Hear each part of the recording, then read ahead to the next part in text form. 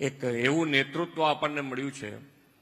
હમણાં મનોહરલાલજી જે વાત કરતા હતા કે ભાઈ આવતીકાલની જરૂરિયાતનું આજે વિચારી અને એનું ઇમ્પ્લિમેન્ટેશન આજથી કરવાનું કે ભાઈ આવતીકાલે વીજળીની જરૂરિયાત વધશે તો એની આજથી જ વિચારણા હેઠળ આવી જાય અને આપણે કેવી રીતે એને પહોંચી વળીએ એવું નેતૃત્વ આપણને વડાપ્રધાન શ્રી નરેન્દ્રભાઈના રૂપમાં મળ્યું છે. અને દરેકે દરેક સેક્ટરમાં, પછી એ પાણીની વાત હોય, વીજળીની વાત હોય કે પર્યાવરણની વાત, દરેકે દરેક સેક્ટરમાં એમણે આ જ વિચારીને આપણને ખૂબ સારી રીતે આપણો દેશ આગળ વધે એના માટેનો એમણે હર હંમેશ પ્રયત્ન કર્યો. અને એટલે જ આજે દુનિયાના દેશો એક વિશ્વાસુ મિત્ર તરીકે ભારત આવી રહ્યા છે, વધુ ને વધુ આવી રહ્યા છે અને હજુ પણ વધારે દેશો ભારત સાથે જોડાવા તત્પર છે. વિશ્વ નેતા અને યશસ્વી વડાપ્રધાન શ્રી નરેન્દ્રભાઈ મોદીએ તાજેતરમાં તેમના સુશાસનના સફળ 12 વર્ષ પૂર્ણ કર્યા છે. તેમના નેતૃત્વમાં ભારતીય અર્થતંત્રએ અભૂતપૂર્વ પ્રગતિ સાધી છે. અહીં ઉપસ્થિત ઉદ્યોગ જગતના સાથીઓનું પણ તેમાં મોટું યોગદાન છે. શ્રી મોદી સાહેબે ઉદ્યોગોને રેડ ટેપિઝમથી રેડ કાર્પેટ સુધી લાવીને ઇઝ ઓફ ડુઈંગ બિઝનેસ વધારવાનું ભગીરથ કામ આ 12 વર્ષમાં કર્યું છે. ગુજરાતને તો તેમના વિઝનરી નેતૃત્વનો લાભ સતત 25 વર્ષથી મળી રહ્યો છે. શ્રી મોદી સાહેબે બેલેન્સ ગ્રોથનો જે નવો વિચાર આપ્યો તેને આપણે વીજીઆરસીથી આગળ ધપાવ્યો છે. મહેસાણા, રાજકોટ, સુરત એમ 3 રિજિયનલ વાઇબ્રન્ટ કોન્ફરન્સની સફળતા પછી આજે મધ્ય ગુજરાત પ્રદેશના 10 જિલ્લાઓની આ ચોથી વીજીઆરસી યોજાઈ રહી છે. અત્યાર સુધીમાં 3 વીજીઆરસીમાં 9,499 MOU દ્વારા 13,30,000 કરોડનું રોકાણ રાજ્યના વિવિધ ઉદ્યોગોમાં આવ્યું છે. શ્રી મોદી સાહેબ કહેતા કે એક સમય એવો હતો કે મધ્ય ગુજરાતના વિસ્તારમાં સાયકલનું પણ ઉત્પાદન નહોતું થતું અને આજે આ વિસ્તાર દેશની મેન્યુફેક્ચરિંગ સપ્લાય ચેઇનનું મહત્વનું કેન્દ્ર બન્યું છે. કોઈએ કલ્પના પણ નહીં કરી હોય કે આ મધ્ય ગુજરાતમાં વીજીઆરસીનું આયોજન થઈ શકે. શ્રી મોદી સાહેબના વિઝનના કારણે જ આ મોટો બદલાવ આવ્યો છે. આદરણીય શ્રી મોદી સાહેબે વેપારી રાજ્ય તરીકેની ગુજરાતની ઇમેજ બદલવાના નિર્ધાર સાથે 2003માં વાઇબ્રન્ટ ગુજરાત સમિટની શરૂઆત કરાવી હતી. જ્યારે વિશ્વમાં વાઇબ્રન્ટ સમિટ જેવી બિઝનેસ સમિટનો કોઈ વિચાર પણ નહોતું કરતું ત્યારે શ્રી મોદી સાહેબે આ નવો અભિગમ અપનાવ્યો. તે વખતે તેમણે કહેલું કે દુનિયાભરના રોકાણકારો ગુજરાતમાં આવે તેવું એમનું સપનું છે. વાઇબ્રન્ટ સમિટની 2 દાયકાની જ્વલંત સફળતાને પગલે શ્રી મોદી સાહેબનું એ સપનું સાકાર થયું છે અને ગુજરાત આજે global gateway to the future બન્યું છે.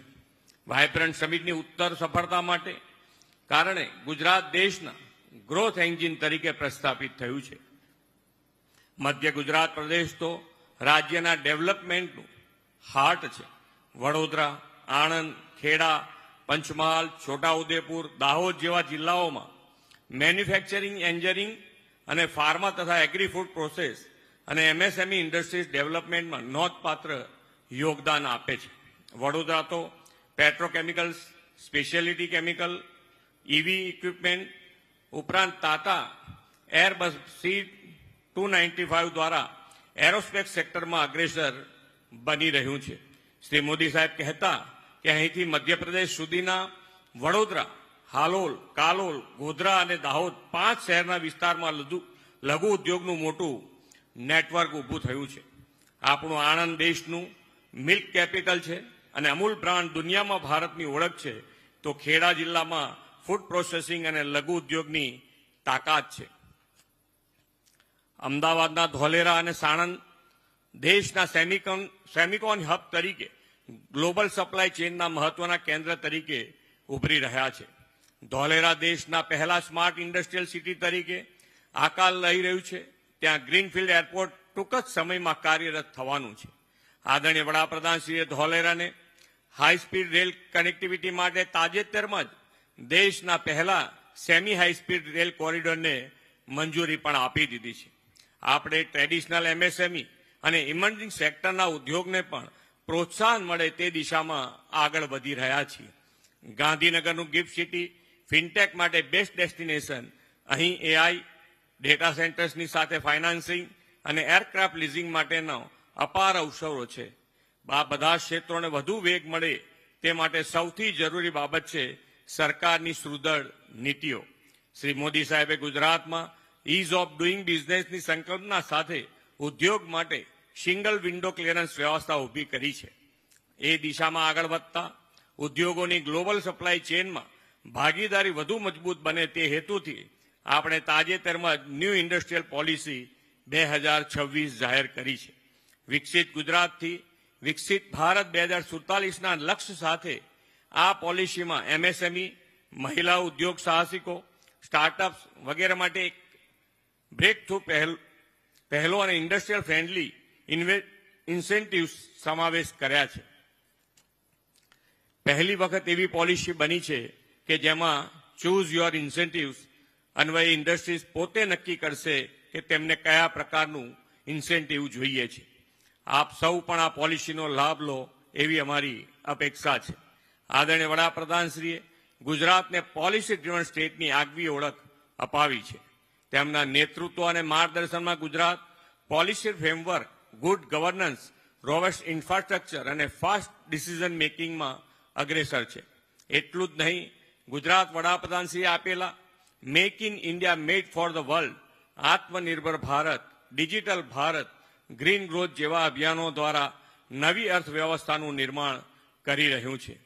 ભારતના વિકાસમાં ગુજરાતના વિકાસનો જે મંત્ર શ્રી મોદી સાહેબે આપ્યો છે તેને ઉદ્યોગ, વેપાર, રોકાણ અને ઇનોવેશનથી સાકાર કરવા માટે વીજીઆરસી લોકલ ફોર વોકલ અને લોકલ ટુ ગ્લોબલનું સક્ષમ પ્લેટફોર્મ બની છે.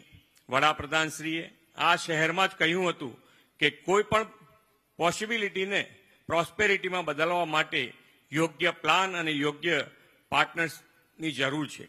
આવો આપણે સૌ વીજીઆરસીના પ્લેટફોર્મના ડિસ્કશનને ડિસિઝનમાં, આઈડિયાઝને પ્રોજેક્ટ્સમાં અને પ્રોજેક્ટ્સને પ્રોસ્પેરિટીમાં પરિવર્તિત કરીએ અને વિકસિત અને આત્મનિર્ભર ભારત 2047 માટે વિકસિત ગુજરાતથી લીડ લઈએ એ જ અપેક્ષા સાથે વિરમું છું.